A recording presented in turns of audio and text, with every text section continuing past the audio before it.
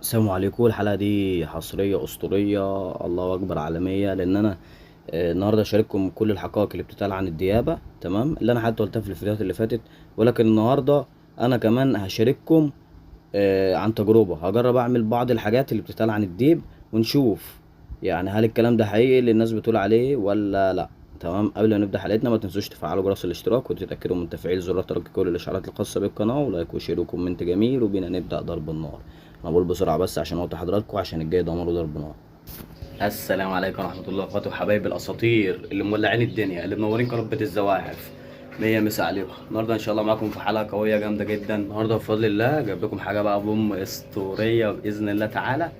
جبت ديابه، وديابه كبيره، تمام، مش اي ديابه، عشان يبقوا قاعدين امان المزرعه هنا، وامان برضو وسط الحيوانات. تمام يا ابني، ليه شد البتاع قلبها؟ النسانيس دي صعب. فانا قلت بقى اجيب الديابه دي امان هنا في المزرعه، تمام. وبيني وبينكم في اخ كبير عزيز عليا طالبها، تمام. وانا بستغل الفرص يعني. اكيد هصور واكيد هكلمكم عن ضرب النار اللي جبته وعن الديابه، وانا اصلا كنت بجيب ديابه قبل كده. فتعالوا اقول لكم ليه انا الحيوان ده حبيته، وحبيت ان انا اربيه عندي واجيبه، تمام.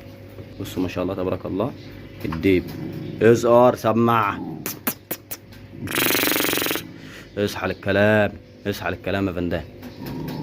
بصوا، عايز اقول لكم الديب ده يعتبر اقوى حيوان على وجه الارض، تمام. اخر حيوان هيموت على الدنيا هو ده اقوى من الاسد، اقوى من غرير العسل، اقوى من اي حيوان. يا جماعه اللي بيقول لي لا ده في حيوانات اقوى من الديب، لا ما فيش الكلام ده اقوى حيوان على وجه الارض. صح يا اسطى؟ اه، سمع. كلام خلصان، الكلام للاخصام اللي بيقولوا انه في ناس اقوى منك، بس بقى اقوى على الكل ربنا. بس في الحيوانات ده نمبر 1. ليه بقى؟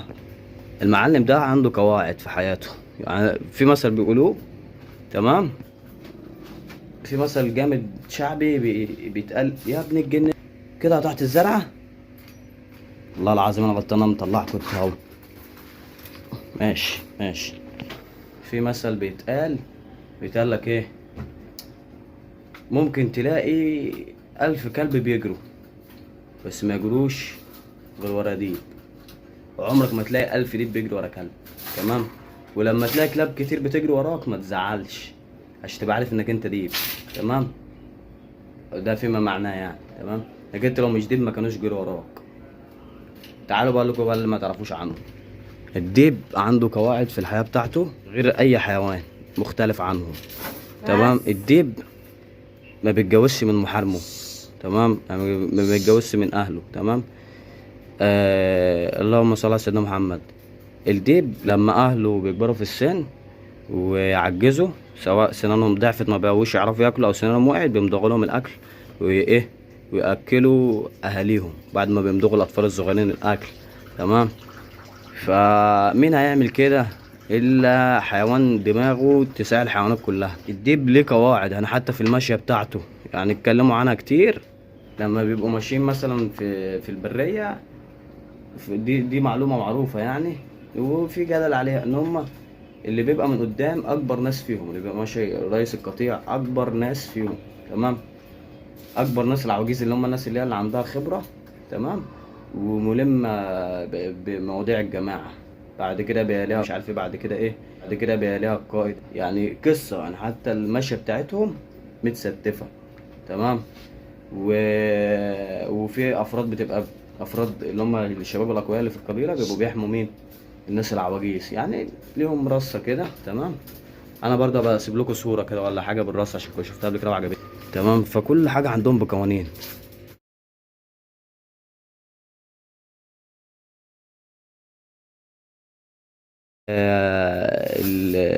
الديب الحيوان الوحيد اللي بياكل الجن، تمام، واللي بيخاف منه الجن هو الديب. الديب اللهم صل على سيدنا محمد ما بياكلش الحاجات اللي هي الجيف والشغل ده، لا ما بياكلش الجيف والكلام ده. ياكل الحاجه اللي هو بيصطادها بنفسه، ده الديب التاني. عايز اقول لكم انا جربت اديله لحوم جيفه، والغريب انه اكله. فانا دي حاجه جربتها على فكره بعد ما صورت الحلقه. يعني انا حقيقيه حاجه كمان بالجد، يعني انا بقول لكم المعلومات اللي شائعه عنه، وايه حتى يعني في بعض الحاجات انا جربت احاول اشوفها هيعمل ايه رد فعله معايا للامانه برضو، عشان ابقى عملتها على ارض الواقع فاتفاجئت. بيصطادوا جماعي، يعملوا خطط عشان يصيدوا، تمام. ما بيجيش واحد لوحده يصطاد، تمام. فبيبقوا عاملين يعني ايه جماعات مع بعض، بيعيشوا مع بعض في جماعات. عندنا انا في المزرعه ساعات بفصل الفيديو وبروح للتليفون عشان في اخواتي بيتصلوا عليا بيرنوا، اللي عايز اوردرات بنوفر له اللي هو عايزه. فكمل معاكم الفيديو. هنا عندي انا باكله لحوم فراخ، رجول، صدور بانيه، الكلام ده هم بياكلوا مفيش مشكله، تمام. هديله كتاكيت، سمان، حمام، يمام، شغال مفيش اي مشكله. هما كده كده ايه في الطبيعه بيصطادوا، جنبه علبه الميه. بس طب انا عايز مكان اوسع من كده، هو رايح لاخ كبير ليا وهو مظبط لهم مكان اصلا، تمام. عايز اقول لكم اللي حابب بقى يربي ديب، لو انت بتفكر تربي ديب، الديب تمام ما ينفعش يتحط في بلكونه حتى لو تجيبه جرو صغير والكلام ده وتسيبه، لان هو عايز اقول لكم بعض الاماكن اللي انت بتحط فيها لازم تبقى متاكد ان الفرش كويس، يعني الارضيه مقفوله بلاط مش سطبه، لان ده ماهر جدا في الحفر وممكن كمان ينط من البلكونه، تمام. يفضل انت تجيبه جرو صغير بحيث ايه يبدا ياخد عليك ويتعود عليك والكلام ده. بس عايز اقول لكم ان الديب اصلا حيوان مختلف عن كل الحيوانات زي ما قلنا في اول الفيديو، ان هو اصلا حيوان كاريزما في نفسه ما شاء الله تبارك الله. غير الكلب، ده حاجه والكلب حاجه، تمام. الديب حاجه يا اخواتي والكلب حاجه، يعني دون مش سهل انك تفرض سيطرتك عليه زي الكلاب. الكلب تفرض سيطرتك عليه عادي، ده صعوبه شويه، هو عنده شخصيه وعنده كاريزما. اخ بيرن، رجعت لكم تاني. فهو عنده شخصية، بس يفضل لو انت هتجيب حتة صغيرة جروة صغيرة تجيبها، تمام. اهي انك انت تجيب معاها كلب صغير بحيث ان هو هياخد من صفات الكلب، تمام.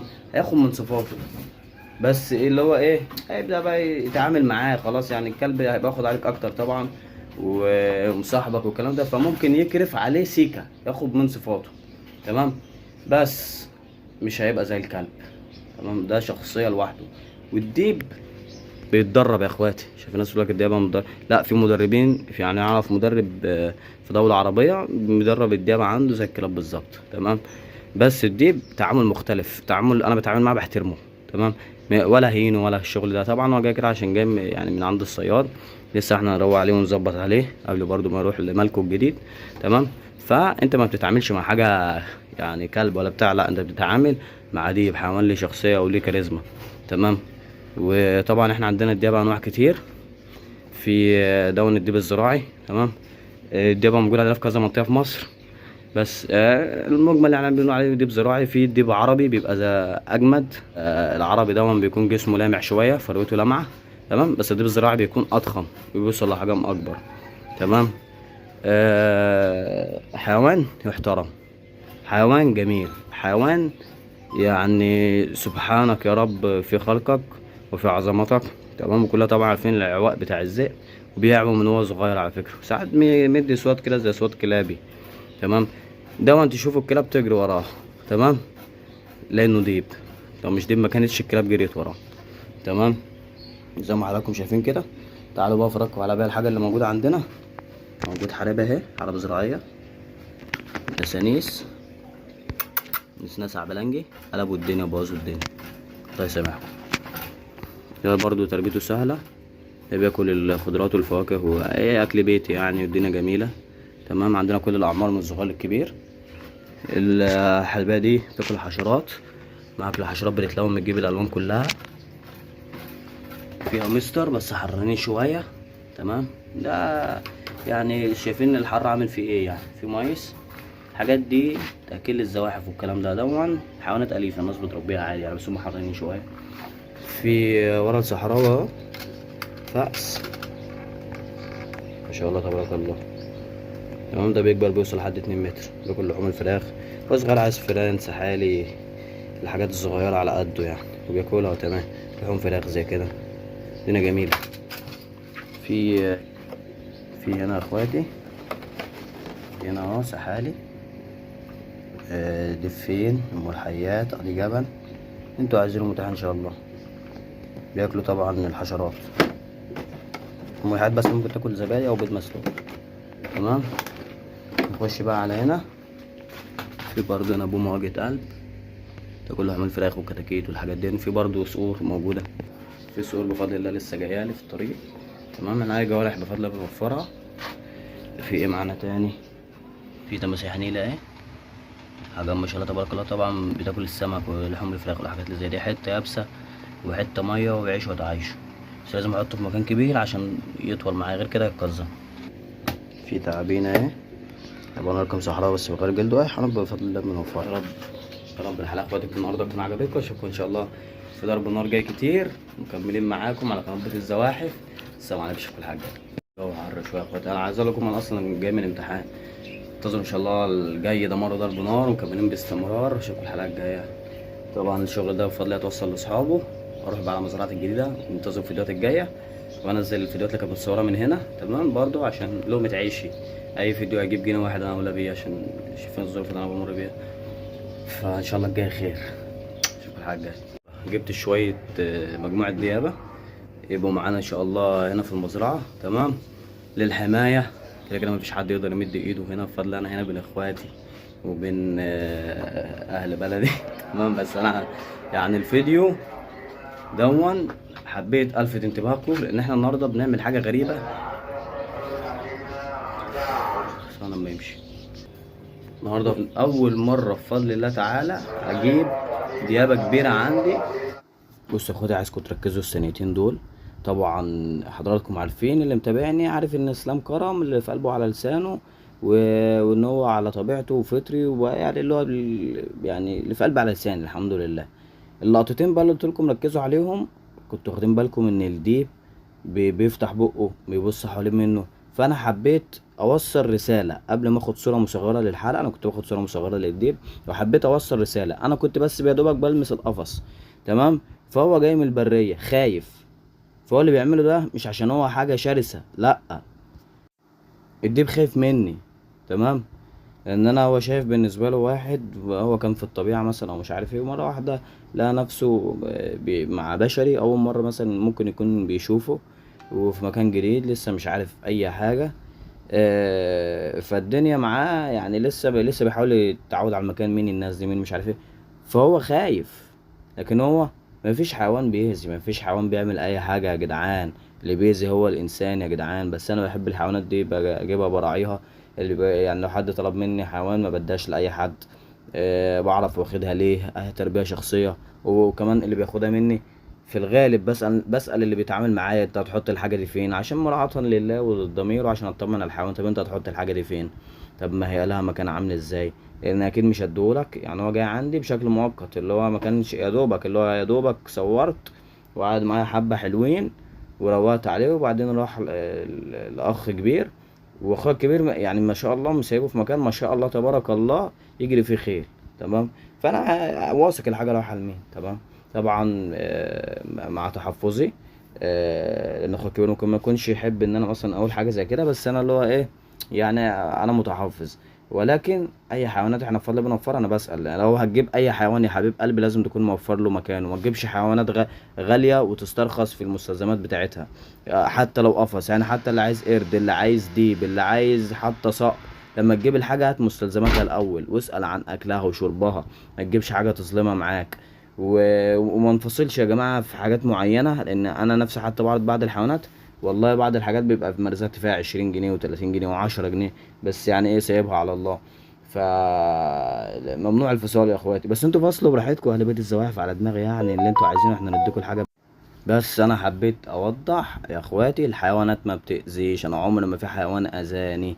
الحيوانات في الغالب بتدافع عن نفسها، بتحذر كمان قبل. يعني هو فتحة بقه دي بيحذرني، بيقول لي ابعد عني يا عم، يا عم ابوس دماغك ابعد عني.